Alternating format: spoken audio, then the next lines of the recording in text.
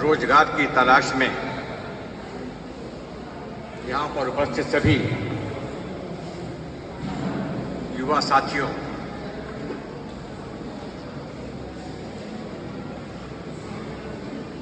आपको जानकर के आश्चर्य होगा कि मेरे जीवन का यह पहला अवसर है जब मैं किसी रोजगार मेला में आया। अभी तक इसकी आवश्यकता ही नहीं पड़ी थी मुझे। सुनता जरूर था कि कहीं कहीं मेले लग रहे हैं और मेरी जिज्ञासा होती थी कि वहाँ पर करते क्या हैं, यहाँ पर होगा क्या।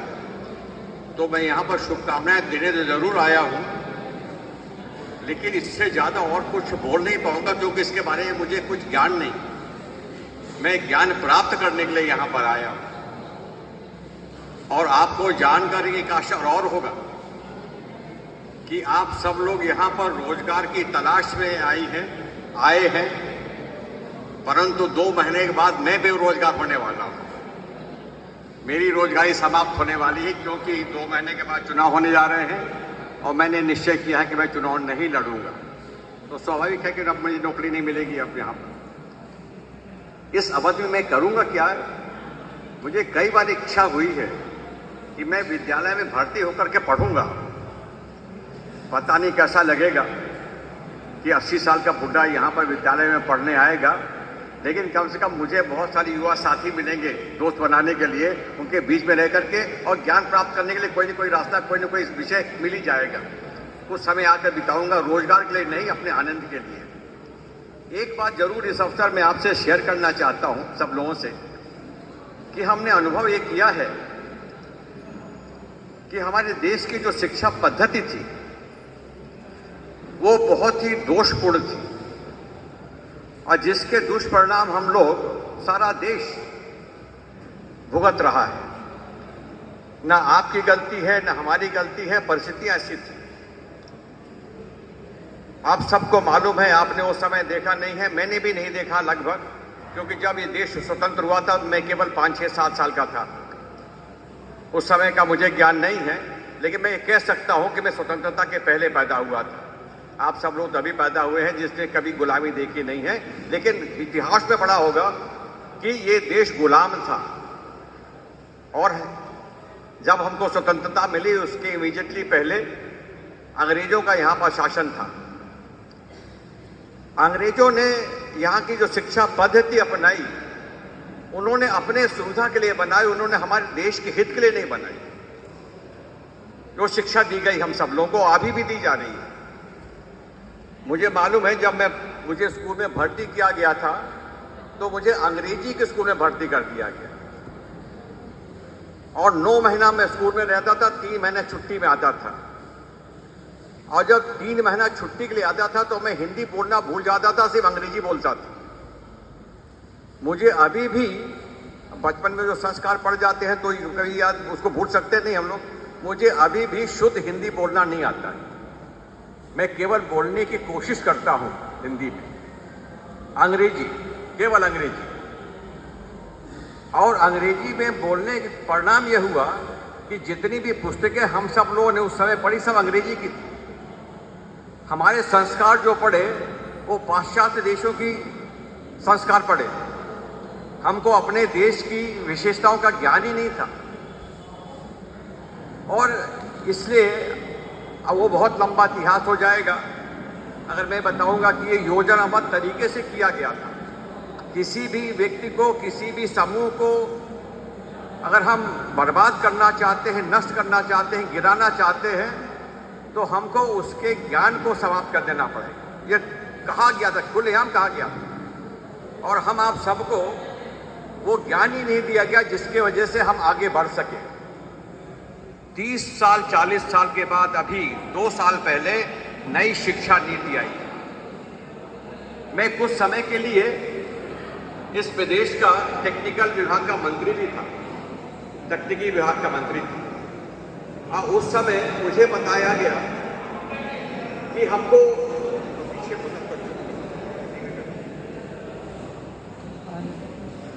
उस समय यहाँ पर ना के बराबर टेक्निकल विद्यालय थे, गिनती के थे। लोग यदि पढ़ना भी चाहें, कोई हुनर, कोई कौशल, तो उनके पास स्थान नहीं था। हमको हिस्ट्री, ज्योग्राफी, बायोलॉजी इत्यादि इत्यादि विषयों का ज्ञान दिया जाता था, लेकिन उससे नौकरी नहीं मिलती। उससे अधिक से अधिक बड़ी नौकरी मिलेगी तो बाबूगिरी मिल जाएगी, लेकिन कौशल नहीं मिलेगा। और हमारे यहाँ की जो पद्धति थी, अब आप सब लोग बड़े हो चुके हैं यहाँ पर, हमारे यहाँ पर कोई टेक्निकल एजुकेशन पहले भी नहीं था, लेकिन सारे हिंदुस्तान को, सारा विश्व मानता था कि ये सोने की चिड़िया थी। उस समय लोग कहाँ पढ़ते थे, कैसे पढ़ के आते थे। आज भी आप सब लोग कहीं कहीं किसी गांव से आते होंगे, हर गांव में विद्यालय था। हर गांव में लोहार अपने बच्चे को लोहारी सिखा देता था। यहां तक कि वैद्य अपने बच्चे को वैद्य बना देता था, बढ़ई बढ़ई बना देता था, कपड़े बनाने वाले कपड़े बुन लिया करते थे। और आप सब लोगों ने पढ़ा होगा ढाके की मलमल। मैं गया था ढाका, अब बांग्लादेश की राजधानी है वो, तो वहां मैं ढूंढ रहा था कि ढाके की मलमल मुझे देखना है कहां पर। ढाके के मलमल अब वहां पर है नहीं, लेकिन एक समय में वहां पर ऐसे हुनर लोगों के पास थे। वो भारत का अंग था, भारत था वो, कि एक अंगूठी के अंदर से पूरी साड़ी निकाल सकते थे आप। इतना अच्छा हुनर हमारे पास था। हमारे वो सारे के सारे उद्योगों को नष्ट कर दिया गया। और जो विद्यालय में, जैसे आप यहाँ पर बगल में विद्यालय, ऐसे विद्यालय खोल दिए गए जहां पर कोई हुनर नहीं सिखाया जाता।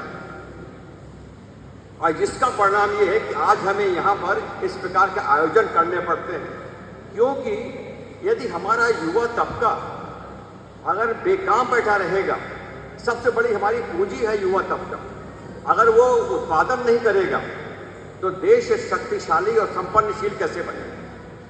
उसको तो काम करना ही पड़ेगा। आपके काम से ही ये देश संपन्न बनेगा, लेकिन आपको काम आता ही नहीं, दोष आपका नहीं। हम यहाँ पर कोई उद्योग लगा भी दे तो जो उद्योगपति यहाँ पर उद्योग लगाएगा वो कहेगा साहब हमको कुशल श्रमिक चाहिए। अब वो कुशलता हमने सिखाई नहीं आपको, कैसे काम चलेगा? और इसका परिणाम ये है कि हमारे जीवन के कीमती 70 वर्ष बर्बाद हो गए। स्वतंत्रता के पहले जो बर्बाद हुए तो बर्बाद हुए, तब तो हम गुलामी थे, लेकिन स्वतंत्रता के बाद भी हमें वो कौशल प्राप्त हम नहीं कर पाए। और जब मैं मंत्री था तो मुझे बताया गया, मैं अपने बच्चे को, मेरी इच्छा थी कि मैं अपने बच्चे को विदेश भेजूं पढ़ने के लिए। तो मैं विश्वविद्यालय ढूंढ रहा था, कौन सा विश्वविद्यालय होगा, क्या पढ़ेगा, कैसे पढ़ेगा वो। तो जब मैं वहाँ का मैंने ब्रोशर देखा और सिलेबस देखा, तो एक विषय नहीं, कम से कम 2000 विषय उसमें लिखे हुए थे। आपके विद्यालय में कभी कभी आप फैकल्टी की मांग करते होंगे यहाँ पर कि साहब वो डिपार्टमेंट खोल दिया जाए। वो दिन कब आएगा जब हमारे नागौर जैसे ऐसे विद्यालय में 2000 से अधिक विषय पढ़ने के लिए आपको मिल जाए।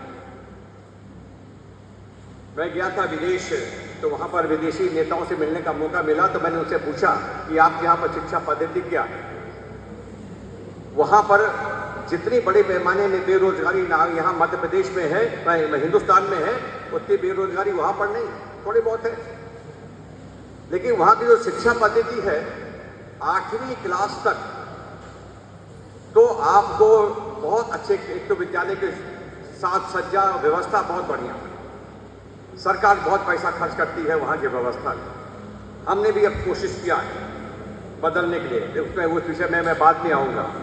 लेकिन 8वीं तक वहाँ पर आराम से जैसे हम सब पढ़ते हैं पढ़ते रहे।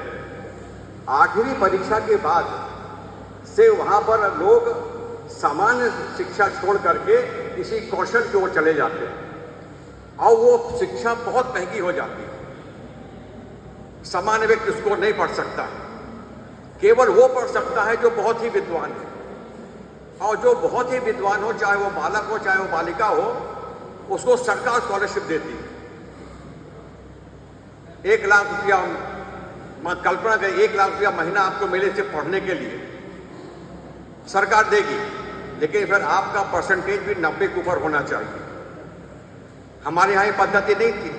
8वीं दर्जा पास किया है, 33% मिले हैं, किसी प्रकार से पास हो गए हैं, हम 9वीं में चले गए। अब वो जीवन भर वही चलता रहा है। मेरे पास ऐसा शायद ही कोई दिन जाता होगा जब कोई न कोई बालक मेरे पास नहीं आता होगा, साहब मेरी नौकरी लगवा दीजिए आप। विश्वास करिए, पिछले 40 साल से मैं राजनीति कर रहा हूँ, 40-50 साल से मेरे पास आज तक एक भी ऐसा बालक नहीं आया है जो उसके 80%, 90% के मार्क्स रहे हो और जो कहे कि साहब मुझे नौकरी दिलवा दीजिए। लेकिन 3rd डिवीजन में पास हो गया हूं, कैसे भी हो नौकरी लगवा दीजिए। वो पढ़ाई किसी काम के नहीं थी। और जो 80-90% चुनिंदा होते हैं वो नौकरी मिल जाती है। आज भी कोई नहीं आता। गलती आपकी नहीं है, गलती हमारी व्यवस्था की थी।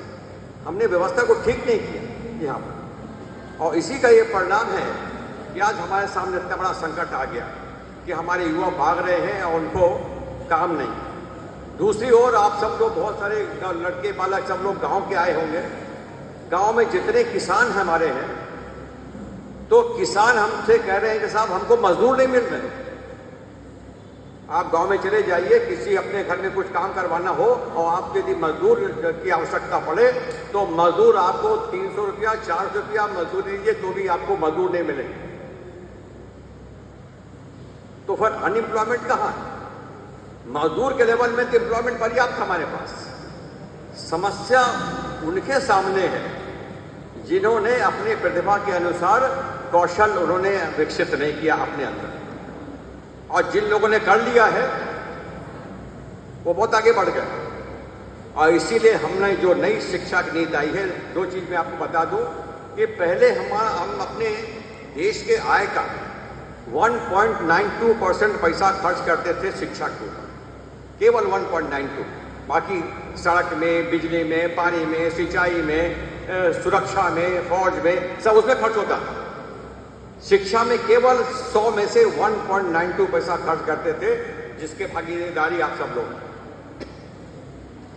नई शिक्षा नीति आई है, उसमें पहली बार 6%, वो भी बहुत बड़ी रकम होती है, लाखों में हो जाती है, लाखों करोड़ में हो जाती है। 6% पैसा हम खर्च कर रहे हैं शिक्षा के ऊपर, और उस पर भी हम कोशिश ये कर रहे हैं कि इस 6% का अधिकांश पैसा हम खर्च करें कौशल को विकसित करने के लिए, कौशल विकास के लिए।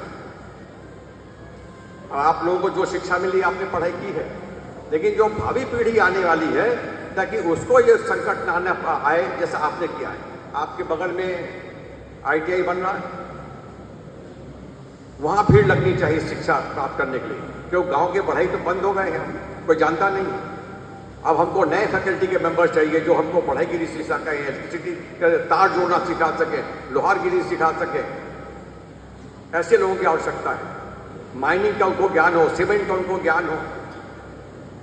सब जगह उचारा में भी ITI है, यहाँ पर भी ITI है।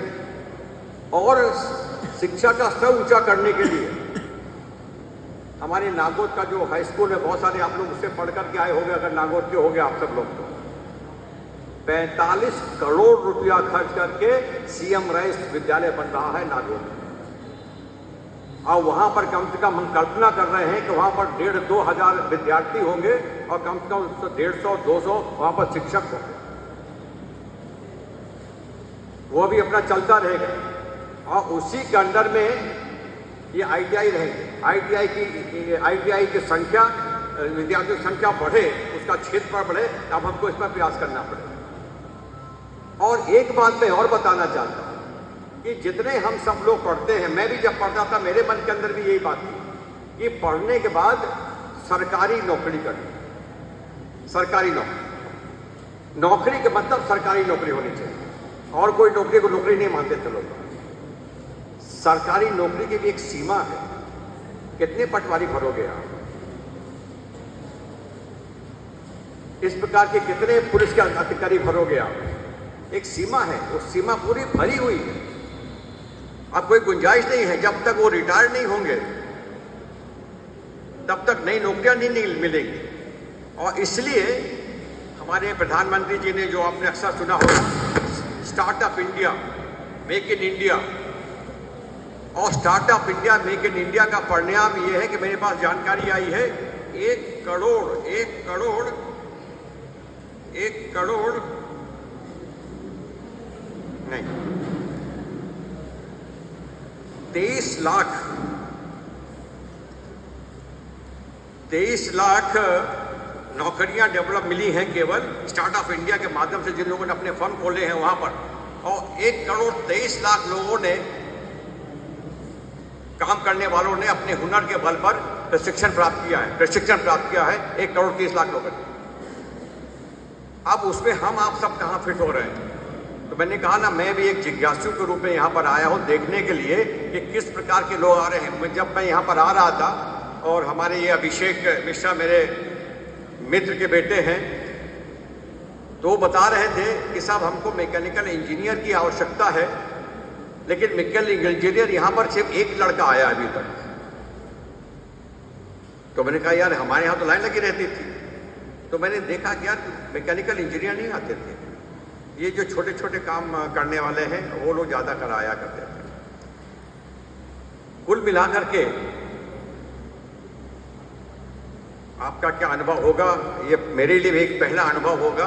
मैं भी देखना चाहता हूँ कि हम व्यवस्था तो बना रहे हैं, ITI भी बनेंगे, कौशल विकास केंद्र भी खुलेंगे। आप में से बहुत से लोग 8वीं की पढ़ाई छोड़ करके जब आपको सामान्य भाषा का ज्ञान हो जाएगा, सामान्य विषय का ज्ञान हो जाएगा, तो एक विशेषज्ञ के रूप में कौशल कोई न कोई अपनाओगे, उससे आप काम करोगे, फिर नौकरी कहाँ मिलेगी? बहुत से लोगों ने बंधुओं मैंने देखा है, मेरे पास यहाँ पर भी आए हैं। मेरे पास आता था एक लड़का, मुझे याद नहीं है, तो बमरहिया का लड़का था, जैसे आप नौकरी लगवा दीजिए, बड़ा संकट है मेरे सामने। मैंने कोशिश किया, नौकरी लगी नहीं। मैंने उससे कहा कुछ काम क्यों नहीं कर लेता? मैं सब पैसा कहाँ मेरे पास? मैं कहा सरकार पैसा देती है, मैं दिलवाने की कोशिश करता हूँ कि साहब आप दिलवाइए तो मैं काम कर लूँगा। तो मैंने प्रयास किया, उसको केवल 4-5 लाख रुपया मिल गया। और उसने ये बिल्डिंग मटेरियल जो होता है ना, रास्ता उस्ता बनाने के लिए, भवन बनाने के लिए जो मटेरियल होता है, उसका उन्होंने तो अपने दुकान खोल दिया, गिट्टी की, बालू की, लोहा की। और आज वो रईसों की तरह घूम रहा है। और नौकरी करने जाता तो विश्वास करिए उसको किसी तहसीलदार के यहाँ पर चपरासीगिरी की भी नौकरी नहीं मिलती। तो इतना बड़ा स्कोप हमारे सामने है, बशर्ते हम काम करने के लिए तैयार हो जाएं। अब आप में से कौन किस रूप में कहाँ जाएगा मुझे नहीं मालूम। मैं आज वही देखने के आया था आपके बीच में कि मैं भाषण तो आदत पड़ी हुई है ना, वो जब तक नेता लोग भाषण नहीं देते हैं तो उनका खाना नहीं पचता है। तो इतनी चीज़ें मैं जबरन बोल गया हूँ। मैं बताया मैं अब बहुत जल्दी बेरोजगार होने वाला हूँ। अब फिर आप लोगों के बीच में आप लोगों की समस्याओं का समाधान नहीं करूँगा, आप लोगों की समस्या बन करके रहूँगा। आपके बीच में आऊँगा, विद्यालय में किसी न किसी विषय में पढ़ने लूँगा और जाकर के यहाँ पढ़ाई करूँगा। बहुत सारे उदाहरण हैं कि लोग रिटायरमेंट करने के बाद आए हैं, लेकिन मेरी उम्र में रिटायरमेंट होकर के काम करने आए, मुझे इसका अनुभव नहीं, से ज्ञान नहीं है मेरे पास। लेकिन विद्यालय में आप लोगों के बीच में रहने का मौका मिलेगा और तब शायद मैं आप लोगों के बीच में रहकर के आप लोगों की सहायता मदद करता रहूँगा और मेरे अनुभव का लाभ मैं आप लोगों को देता रहूँगा। आज मैं धन्यवाद देना चाहता हूँ अभिषेक मिश्रा के और बाकी यहाँ पर जो लोग पधारे हुए हैं हमारे युवकों को, उनके कौशल के अनुरूप उनका कुछ काम देने के लिए उनको भी मैं धन्यवाद देना चाहूँगा। उम्मीद है कि इससे भविष्य में हम प्रेरणा लेंगे और आप लोगों की जो आवश्यकताएं हैं, जो इंडस्ट्रीज की आवश्यकता है, जो यहाँ पर देश की आवश्यकता है, उसके अनुरूप हम अपने विद्यार्थियों को भी ढालने का प्रयास करेंगे। मेरी शुभकामनाएं आप सब लोग साथ में हैं। धन्यवाद। बहुत बहुत धन्यवाद।